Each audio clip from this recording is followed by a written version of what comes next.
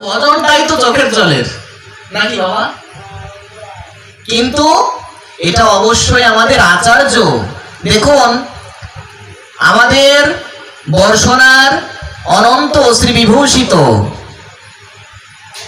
শ্রী শ্রী বিনোদ বিহারী দাস বাবাজি মহারাজ তার রচিত যে শ্রী শ্রী ভক্তি ক্রম বিকাশের অন্তরায়, এই গ্রন্থ যদি আপনি একটু অধ্যয়ন করতে পারেন, আপনি শুদ্ধ ভক্ত হতে হলে আপনাকে কি কি করতে হবে, কি কি জানতে হবে, এগুলো একদম ছোট গ্রন্থ। সবার ওই গ্রন্থটা পড়া দরকার, সবাইকে ওই গ্রন্থটা সংগ্রহ করা উচিত। ওই গ্রন্থের ভেতরে আমাদের কি কি করা কর্তব্য, কি কি করা অকর্তব্য, কি কি বর্জন করতে হবে, এগুলো বাবাজি মহারাজ খুব সহজভাবে সরল ভাষায় আমাদের বুঝিয়েছেন। যদি কানতেই হয় তো দরজা বন্ধ করে দিয়ে বালিশ ভেজাও। কোন মানুষকে নিজের চোখের জল দেখিয়ে আর কৃতিত্ব নিও না। ওই একটু যদি চোখের জলটা দেখানো যায় তাহলে অনেকে মনে করবে দেখ বজনের পাওয়ার, দেখ বজন আনন্দী, একেবারে বজন করে চিত্ত কতটা মার্জিত হয়ে গেছে, দেখ দর করে অশ্রু আসছে। ঠিক আছে, এতে কোনো আমি ভুল কিছু বলছি না, আমি কোনো দোষ ধরছি না, কিন্তু এমন যদি কেউ বলে যে হরি করার উদ্দেশ্য হচ্ছে কান্নাকাটি, তো এই কথা আমি মানতে পারবো না। কারণ এই কথা আমাদের আচার্যই তো মানেনি, তা আমি কি মানব? হরি কথার উদ্দেশ্য চোখের জল ফেলা নয়। এখন তো এমন কথাও শুনতে পাওয়া যায় যে শ্লোক মুখস্থ করলে হৃদয় থেকে ভগবান অন্তর্ধান হয়ে যাবে। তার মানে শ্লোক মুখস্থ করার দরকার নাই। এই কথাগুলো শোনার আগে 2000 ফুট মাটির নিচে কেন চলে যায় না? দেখুন,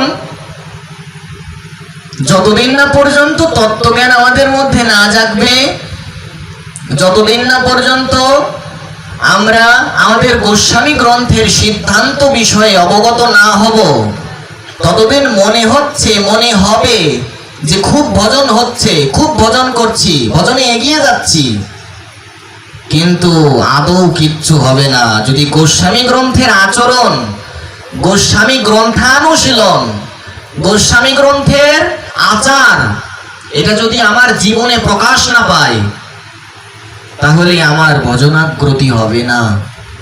আমাদের আচার্য এত গ্রন্থ কেন দিলেন আমাদের জন্য? আমরা যাতে একটু পড়ি। সেই গ্রন্থ পড়ার আজ আমাদের সময় নাই। খবরের কাগজ পড়ার খুব সময়। খবরের কাগজের পেছনে মানুষ যতটা সময় ব্যয় করে, সেই সময়টুকুও যদি ভগবানের গ্রন্থের পেছনে কেউ ব্যয় করে, এর দ্বারা তো তার তত্ত্বজ্ঞান লাভ হতো, ভক্তি লাভ হতো। গ্রন্থের ওই অক্ষরের ভেতরেই ভক্তি লুকানো আছে। সেই অক্ষরের ভেতরে প্রবেশ করে সেই নিহিতার্থ আমাদের অনুভব করতে হবে। সেই অন্তর্নিহিত গ্রন্থের যেই অনুভব, সেটা আমাদের নিতে হলে গ্রন্থানুশীলনের কোনো বিকল্প নাই। শুধু লীলা কথা শুনলেই হবে না। তত্ত্ব সিদ্ধান্ত না শুনলে কখনো আচরণ বিষয়ে সচেতন হতে পারবো না। আর যতদিন না পর্যন্ত আচরণ বিষয়ে সচেতন না হব, অপরাধ নিয়ে কখনো ভজন হবে না। একদম সোজা কথা। এই জন্য এক হস্তে কখনো প্রণাম হয় না, বস্ত্রাবৃত হয়ে কখনো দণ্ডবত হবে না। দণ্ডবত করতে হলে খালি গায়ে দণ্ডবত করতে হবে। ভগবানের সম্মুখে কখনো কাউকে প্রণাম করতে নেই। এখন যদি আপনারা বলেন বাবা, যদি ভগবানের সামনে শ্রী গুরুদেব থাকেন, এই ক্ষেত্রে কিন্তু হরিভক্তি বিলাসে সিদ্ধান্ত দিয়েছেন শ্রী গুরুদেবকে আর প্রকট, যেহেতু সাক্ষাৎ আচার্য জ্ঞান করতে বলা হয়েছে, ভগবানের স্বরূপ, ভগবানের ন্যায় পূজ্য বলা হয়েছে, শ্রী গুরুদেবকে যদি আপনি ভগবানের থেকে বেশি সম্মান প্রদান করেন, এতে ভগবান খুশি হবে। কিন্তু অন্য কারোর বিষয়টার ক্ষেত্রে এটা প্রযোজ্য নয়, যে ভগবানের বিগ্রহ সামনে আসনে জনে আমি মানুষকে প্রণাম করছি, এগুলোও একটা সেবা অপরাধ। আমি বলছি এগুলো আপনারা একটু মিলিয়ে নেন। এই জন্য আমাদের কিন্তু সচেতন না হলে আমরা এগোতে পারবো না। ভগবানের সম্মুখে কাউকে প্রশংসা করতে নেই, ভগবানের সম্মুখে উচ্চ হাস্য করতে নেই, জোরে জোরে কথা বলতে নেই। ভগবানের সম্মুখে কখনো কাউকে কটুবাক্য প্রদান করে কাউকে উদ্বেগ প্রদান করতে নেই। এরকম 32টা যে সেবা অপরাধ, তা আমাদের অত্যন্ত অত্যন্ত সতর্কতার সঙ্গে মস্তিষ্কে রেখে আমাদের চলতে হবে। শ্রী গুরু মহারাজ, সেই শ্রী গুরু মহারাজের ব্যবহারকৃত কোনো বস্তু তার আজ্ঞা ছাড়া কখনো স্পর্শ করতে নেই। শ্রী গুরু মহারাজের আজ্ঞা নিয়েই তার ব্যবহারকৃত বস্তু স্পর্শ করতে হয়, না হলে সেবা অপরাধ হয়। আমরা এগুলো আজ ভুলতে বসেছি। এজন্য যেই বিষয়টা আমরা বলছিলাম সেটা হচ্ছে, যদি আমরা এই কথা মনে করি পাপ করব নাম করব আর খণ্ডন করব, পাপ করব নাম করে খণ্ডন করব, পাপ করব নাম করে খণ্ডন করব, এটা হবে না।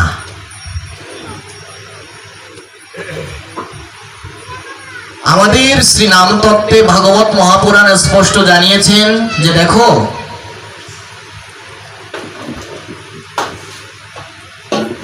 যে সংকেত্যম পরিহাস্যম বা হেলনামেব বা সংকেত্যম পরিহাস্যম বাস্তবম হেলনামেব বা বৈকুণ্ঠ নামগ্রহণমশেষঘো হরম বিদুঃ। প্রমাণ কোথায়? ভাগবতের 6ষ্ঠ স্কন্ধ অধ্যায় নম্বর 2। সেইখানে বলছেন ভগবানের নাম গ্রহণের কি মহিমা জানো? যদি একবার ভগবানের নাম গ্রহণ করো, একবার মাত্র গোবিন্দ নামোচ্চারণ করো, এটা যদি তুমি অশ্রদ্ধার সঙ্গেও করো, অবহেলার দ্বারাও করো, তাচ্ছিল্যের দ্বারাও করো, যদি আর তুমি কীর্তন করতে করতেও করো, গান করতে করতেও করো, যদি তুমি অবহেলার দ্বারাও করো, অবজ্ঞার দ্বারাও করো, তো বললেন বৈকুণ্ঠ নামগ্রহণমশেষঘো হরম বিদুঃ, সেই মুহূর্তে তোমার সমস্ত পাপ থেকে তোমাকে মুক্ত করে দেওয়া হলো। কি অপার মহিমা! বলিয়ে শ্রী হরিনাম সংকীর্তন কি, বলিয়ে শ্রী হরিনাম প্রভু কি, বলিয়ে শ্রী ভাগবত ভগবান কি, বলিয়ে শ্রীমান মহর্ষি বেদব্যাস কি। একদম স্পষ্টভাবে বলেছেন। যদি কেউ তাচ্ছিল্যের সঙ্গে, অবহেলার সঙ্গেও যদি কেউ নিজের অনিচ্ছা সত্ত্বেও ভগবানের নাম নেয়, হয়তো ইচ্ছা করছে না, ওই তাচ্ছিল্যের সঙ্গে কি কৃষ্ণ কৃষ্ণ করিস, মানুষ টিটকারি করে না সাধুদের দেখলে, সারাদিন নামের মালা নিয়ে খটখট খটখট খটখট করে বেড়াস, কি হরে কৃষ্ণ, এই যে অনিচ্ছাকৃত ভাবে মুখে হরে কৃষ্ণ উচ্চারণ করলো, বললেন ওই মুহূর্তে তার সমস্ত পাপ কেটে গেল। এত মহিমা! তাচ্ছিল্য করে বলেছে, তা সত্ত্বেও তার সমস্ত পাপ থেকে সে মুক্ত হয়ে যাচ্ছে। তাহলে চিন্তা করে দেখুন, যারা শ্রদ্ধার সঙ্গে সেই নাম গ্রহণ করে তাদের কি অপার মহিমা! চিন্তা করা যায়? দেখুন, আচ্ছা আপনারা এখন বলবেন, বাবা ও যে নিন্দা করে এই কথাটা উচ্চারণ করলো, ও যে তাচ্ছিল্য করলো, ও যে ইচ্ছা ছিল না, ও যে অবজ্ঞা করলো, অবজ্ঞা করে ভগবানের নাম নিল, তা সত্ত্বেও ওর পাপ থেকেও মুক্ত হয়ে যাবে? বলে 100 বার যাবে। বলে কেন যাবে?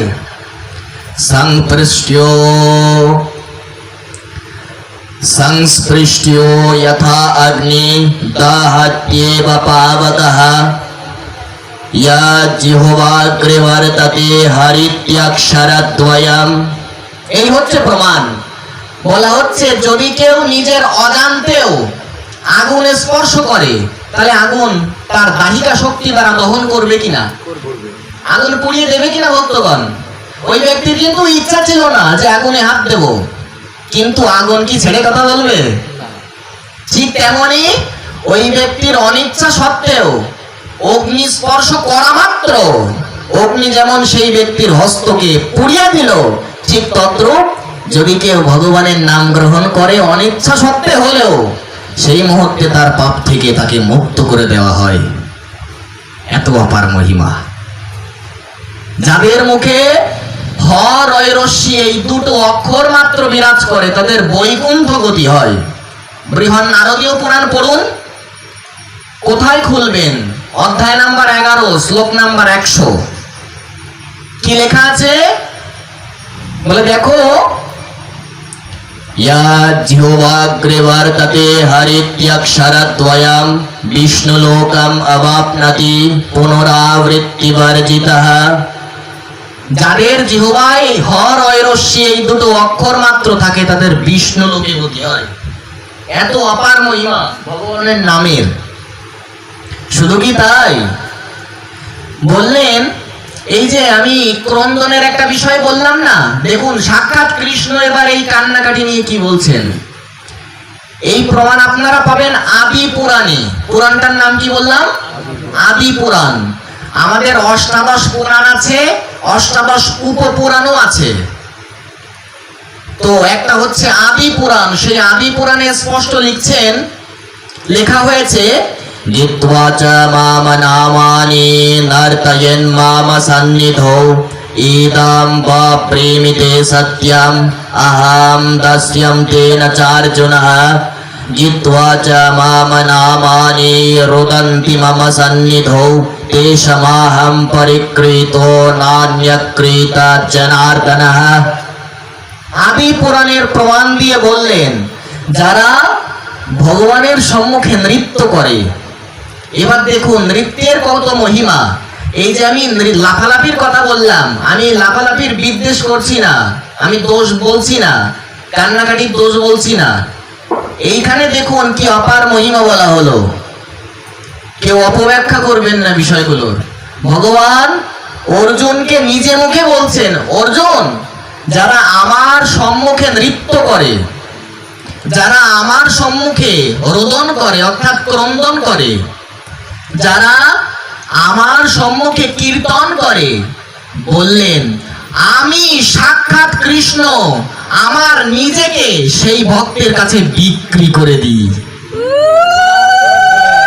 আমি সেই ভক্তের কাছে বিকৃত হয়ে যাই, আমার আত্মা পর্যন্ত তাকে আমি প্রদান করে দিই।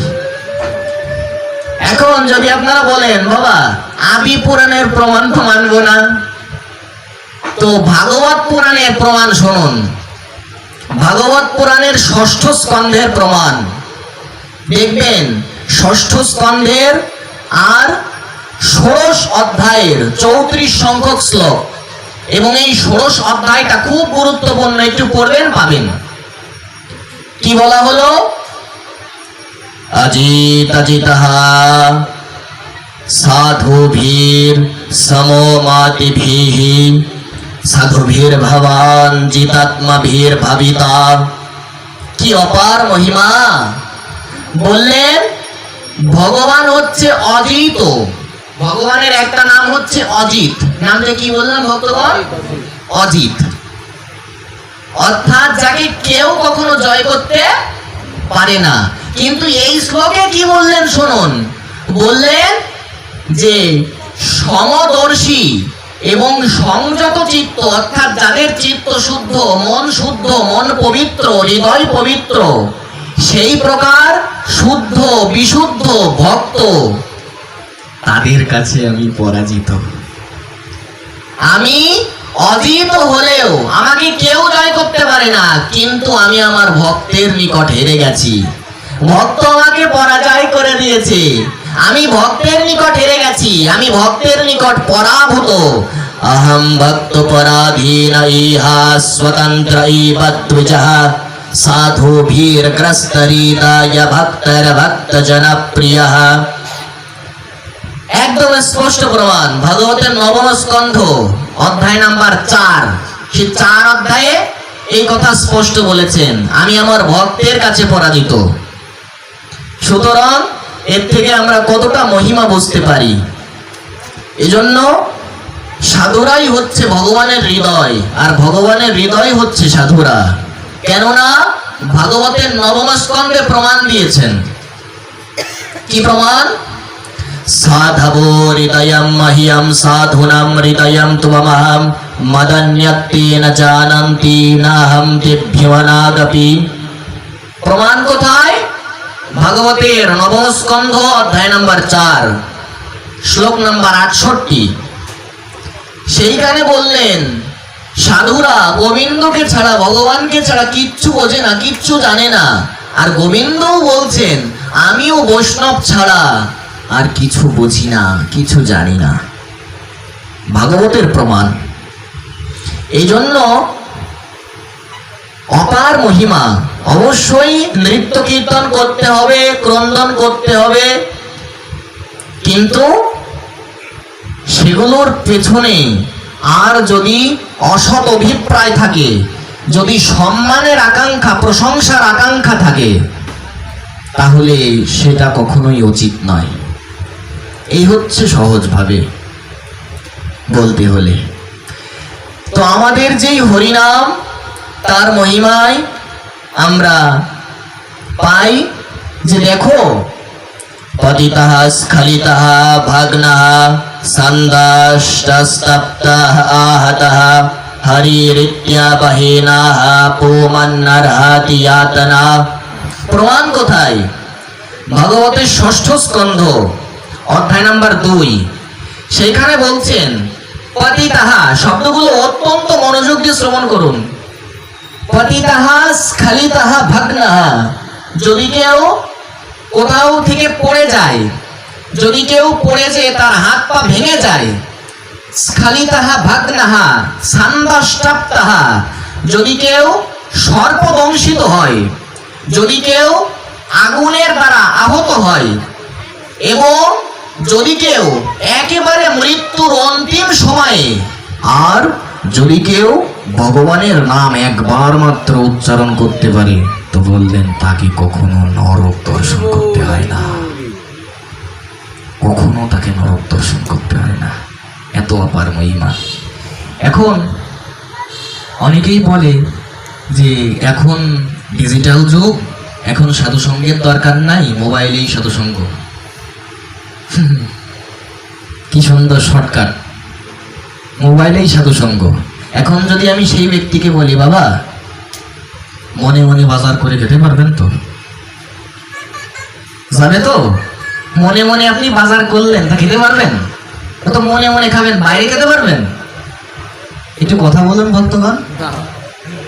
তা ওইরকম যদি আমি বলি যে মোবাইলে সাধু সঙ্গ করবো, ব্যাপারটা ওইরকম হবে? মোবাইলে তো রাধাকুণ্ড দেখা যায়, মোবাইলে তো গঙ্গা দেখা যায়, তাই ইচ্ছা করলে ওই গঙ্গার মধ্যে আঙুল ছোঁয়াতে পারবো? কথা বলতে হবে। তা ওইরকম হবে যদি আমি বলি যে মোবাইলে সাধু সঙ্গ করা যায়, আমার সাধুদের সঙ্গে যাওয়া লাগে না, সৎসঙ্গে যাওয়া লাগে না, আমি মোবাইলেই সাধু সঙ্গ করি। তো একথা বুঝে নিন যে মোবাইলে গঙ্গা দেখা গেলেও যেমন হাত ওর মধ্যে প্রবেশ করানো যায় না, হাত ওই গঙ্গা জলে ডুবানো যায় না, ঠিক একই প্রকারে সাধু সঙ্গে না আসলে সাধুর কৃপা পাওয়া সহজ কথা। এই জন্য আমাদের যে হরিনামের কি অপার মহিমা দেখুন, আমরা কি অপার। গুরু নাম চা লঘু নাম চা গুরু নীচ লঘুনি চা প্রায়শ্চিত্তানি পাপানাম যত্যুক্তানি মহর্ষিভিঃ। প্রমাণ কোথায়? ভাগবতের 6ষ্ঠ স্কন্ধের 2য় অধ্যায়। সেইখানেও বলেছেন যে আমাদের বিভিন্ন পাপ, সেই পাপের জন্য বিভিন্ন প্রকার প্রায়শ্চিত্তের বিধান আছে। বড় পাপের জন্য বড় প্রায়শ্চিত্ত, ছোট পাপের জন্য ছোট প্রায়শ্চিত্ত। যত বড় ছোট প্রায়শ্চিত্ত থাকুক না কেন, একটা কথা ভালো করে কান খুলে শুনে রাখো, ভগবানের নাম কীর্তন করার মতো কোনো শ্রেষ্ঠ প্রায়শ্চিত্ত আর নাই। এটা ভাগবতের প্রমাণ 6ষ্ঠ স্কন্ধের। শুধু কি তাই? यथगदां धर्मतमं वीर्यतमं उपयुक्तं यदृच्छया। কি অপার মহিমা গো। আপ্যানত অজানত আপ্যাত্মনাম কুরিয়ান মন্ত্রাম। আর কি অপূর্ব কথা, কুরিয়ান মন্ত্রাপ্যুদারিতা। কোথায় আছে এটা? ভাগবতের ষষ্ঠ স্কন্ধ অধ্যায় নাম্বার 2 শ্লোক নাম্বার 19। সেইখানে বলছেন, এই যে আমি এখন প্রথম দিকে একটু বাংলা ভাষায় বলেছি, তো বাংলা কথা তো আমরা সবাই বুঝতে পারি, কিন্তু যখন এক নাগাড়ে শ্লোক বলা হয় ওইগুলো অনেক সময় আমরা বুঝতে পারি না। তো এইখানে ওই প্রশ্নের উত্তর দিয়েছে। অনেকে বলে, বাবা আমি না সংস্কৃত কিচ্ছু বুঝতে পারি না, একেবারে না, আমি সংস্কৃত বুঝতে পারি না। এজন্য এই প্রশ্নের উত্তর তাদের দেওয়া হয়েছে যে যদি আমি নাও বুঝতে পারি, তথাপিও এর কৃপাটা থেকে আমি বঞ্চিত হব না। কেন? আপনি যদি আর ভুল ক্রমে কোনো ঔষধ গ্রহণ করেন, ওই ঔষধ আপনার পেটে যে কাজ করবে কিনা? সবাই বলুন একটু কথা, করবে কিনা ভক্তগণ? ঠিক একই প্রকারে এই শ্লোকগুলো, এই সংস্কৃতগুলো যদি নাও বোঝা যায়, এই শ্লোক যে আপনারা শুনছেন না, এটা কর্ণ দিয়ে ভেতরে প্রবেশ করলেই কৃপা হয়ে যাবে। এই হচ্ছে মূল কথা। এই জন্য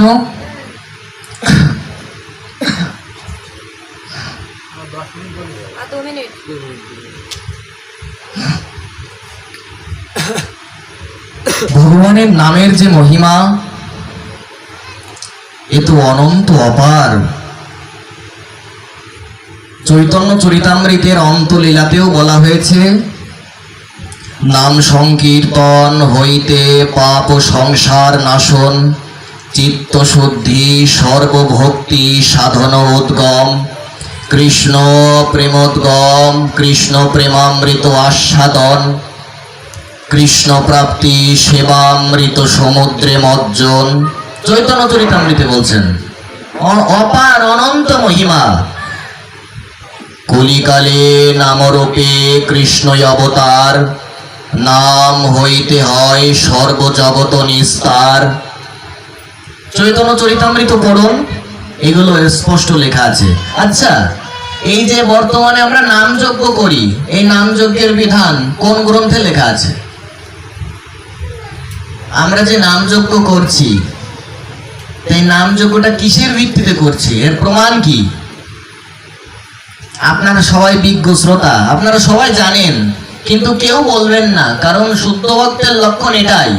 তারা সব জেনেও বলে আমি কিচ্ছু জানি না, আমি কিচ্ছু পারি না, আমার মতন অধমে জগতে কেউ নাই। এই হচ্ছে ভক্তের লক্ষণ। আপনারাও সেই প্রকারে বলবেন যে আমরা তো জানি না, তারপরে একটু ভাব বিনিময় করি। চৈতন্য ভাগবতের আদি খণ্ডে এর প্রমাণ দেওয়া আছে। কি প্রমাণ? কলিযুগ ধর্ম হয় নাম সংকীর্তন, চারি ধর্ম চারি যুগে জীবেরও কারণ, অতএব কলিযুগে নাম যজ্ঞ সার। আন্ডার কোটেশন, এইখানে কিন্তু স্পষ্ট নামযজ্ঞের উল্লেখ করা হলো। অতএব কলিযুগে নামযজ্ঞ সার, একদম নামযজ্ঞের স্পষ্ট উল্লেখ। আর কোন ধর্ম কইলে নাহি হয় পার। এই কলিযুগে নামযজ্ঞ বাদ দিয়ে, হরি কথা বাদ দিয়ে, বৈষ্ণব সাধু সঙ্গ বাদ দিয়ে যে কোনো ধর্মকর্মই করলে আর সেই ভগবানের চরণে আমি পৌঁছাতে পারবো না। এই দেখুন, আমি কিন্তু নিজের কথা বলছি না, আপনারা পড়ে নেবেন চৈতন্য ভাগবতের আদি খণ্ড। আর কোন ধর্ম কইলে নাহি হয় পার, খাইতে শুইতে নাম লয় রাত্রি দিনে, তার মহিমা পেতে নাহি পারে দিতে। শুনো মিশ্র কলিযুগে নাহি তপযজ্ঞ, যে জনা কৃষ্ণ ভজে তার মহাভাগ্য। অতএব গৃহে তুমি কৃষ্ণ ভজ গিয়া। এইখানে আন্ডার কোটেশন আবার, অতএব গৃহে, গৃহের নিচে আন্ডার কোটেশন। মহাপ্রভু নিজে বলছেন, মহাপ্রভুর আদর্শ হচ্ছে এই যে আমরা যেন, অতএব তপন মিশ্রকে কি বললেন, অত্যন্ত মনোযোগ দিন। তপন মিশ্রকে মহাপ্রভু নিজে উপদেশ দিচ্ছেন, শুনো মিশ্র কলিযুগে নাহি তপযোগ্য, যে জনা কৃষ্ণ ভোজে তার মহাভাগ্য। অতএব গৃহে, শব্দটা কি বললেন ভক্তগণ, সবাই একটু বলুন। গৃহে মহাপ্রভু উপদেশ করছেন যে তোমরা বাড়িতে একটু হরিনাম করো, হাততালি দিয়ে অন্তত। মৃদঙ্গ করতেও নাই, কোনো অসুবিধা নাই, হাত তো আছে, হাতে তালি দিয়ে অন্তত 10-5 মিলি সবে নিজ দ্বারেতে বসিয়া কীর্তন করহ সবে হাতে তালি দিয়া। মহাপ্রভুর উপদেশ হচ্ছে অন্তত হাতে তালি দিয়ে বাড়িতে অন্তত একটু হরিনাম করো। সারা বছর নিজের বাড়িতে হরিনাম করার খোঁজ নাই, একটু নাম যজ্ঞের আসরে যে হরিনাম করলাম, এইগুলো মহাপ্রভুর আজ্ঞা না, এইগুলো মহাপ্রভুর উপদেশ না, এগুলোর দ্বারা মহাপ্রভুকে সন্তুষ্ট করতে পারবো না। সারা বছর নিজের বাড়িতে হরিনামের বালাই নাই, একটু 24 প্রহরে যে নাম শুনে আসলাম, ব্যাস মিটে গেল। বললেন না, মিটিনি, নিজের বাড়িতে হরিনাম করার কথা বলছেন, আমি না, মহাপ্রভু নিজে বলছেন তপন মিশ্রকে। অতএব গৃহে তুমি কৃষ্ণ ভজ গিয়া। একদম একটা কথা ভালোভাবে শুনে রাখুন, সেটা হচ্ছে এই যে ধর্ম কখনো স্টেজে করার জন্য নয়, ধর্ম সবসময় নিজের অন্তরঙ্গ ভাবে নিজের বাড়ি থেকে সর্বদার জন্য ধর্মকে ধারণ করতে হয়, কোনো নির্দিষ্ট সময়ের জন্য নয়। এই জন্য আমরা যেন এই মহাপ্রভুর এই আজ্ঞা, মহাপ্রভুর এই উপদেশ, এটা যেন সবাই আমরা একটু মানতে পারি। অতএব গৃহে তুমি কৃষ্ণ ভজ গিয়া, কুটিনাটি পরিহরি একান্ত হইয়া। হরে কৃষ্ণ কৃষ্ণ কৃষ্ণ হরে হরে, হরে রাম রাম রাম হরে হরে, হরে কৃষ্ণ কৃষ্ণ কৃষ্ণ হরে হরে, হরে রাম রাম রাম হরে হরে, হরে কৃষ্ণ কৃষ্ণ কৃষ্ণ হরে হরে, হরে রাম রাম রাম হরে হরে। এই শ্লোক নাম বলি লয় মহামন্ত্র, 16 নাম 32 অক্ষরেই তন্ত্র। সাধিতে সাধিতে যবে প্রেমাঙ্কুর হবে, সাধ্য সাধন তত্ত্ব সে জানিবা সে তবে। চৈতন্য ভাগবত আদিখণ্ড। এজন্য মহাপ্রভুর আদেশ হচ্ছে আমরা যেন বাড়িতে একটু হরিনাম করতে পারি। তো আমি আর দীর্ঘায়িত করব না, পরবর্তী কার্যক্রম করতে হবে। তো এখন আমার একটাই আশা, একটাই প্রার্থনা যে আমি এখন আপনাদের সবার নিকট থেকে দক্ষিণা প্রার্থনা করব। এই দক্ষিণা আমার, যেই দক্ষিণা, যেহেতু আমি এখন পাঠের বিশ্রাম রাখছি, তো আমার যেই দক্ষিণাটা, সেই দক্ষিণাটা হচ্ছে এই, নিশ্চয়ই সবাই দেবেন। কে কে দেবেন একটু হাত তুলুন তো দেখি। বা তার মানে সবাই দেবে, এর থেকে বড় পাওয়ার কি হতে পারে। তো আমার যেই দক্ষিণাটা, এটা সবাই দিতে পারবেন, কারোর পক্ষে কোনো কঠিন হবে না। দক্ষিণাটা হচ্ছে এই যে এতক্ষণ পর্যন্ত আমরা যেই নামতত্ত্ব আস্বাদন করলাম, মহাপ্রভুর যেই আজ্ঞা যে বাড়িতে হরিনাম করো, আমরা যেন সবাই আর মালা পরিধান করে, তুলসীর মাল্য পরিধান করে, আমরা যেন তিলক করে, আর আমরা যেন হরিনামের জপের মালায় প্রত্যেক দিন কালকে থেকেই একদম কালকে থেকেই আমরা যেন 2 মালা করে অন্তত জপ করতে পারি। এইটাই হচ্ছে আমার দক্ষিণা। এখন দেখি আমাকে এই দক্ষিণা কারা কারা দেবেন না, একটু হাত তুলুন তো। কারা কারা দেবেন না তাই বলেছি মা। তার মানে এর মানে এটাই, আচ্ছা এই যে কথাটা ভালোভাবে বুঝতে হবে, এই যে কেউ হাত তুলছেন না, এর মানে এটাই দাঁড়ায় কিনা যে সবাই আমাকে এই দক্ষিণা দেবে? এই দাঁড়ায় কিনা? কথা বলুন। এর মানে এই দাঁড়ায় কিনা যে সবাই আমাকে এই দক্ষিণাটা দেবে? তো যাই হোক, যেহেতু আপনাদের মতো এত শুদ্ধ ভক্ত তারা কখনো কথার খেলাপ করে না, আমি এই প্রার্থনাই রাখবো, এই দক্ষিণাই প্রার্থনা করছি কালকে থেকেই।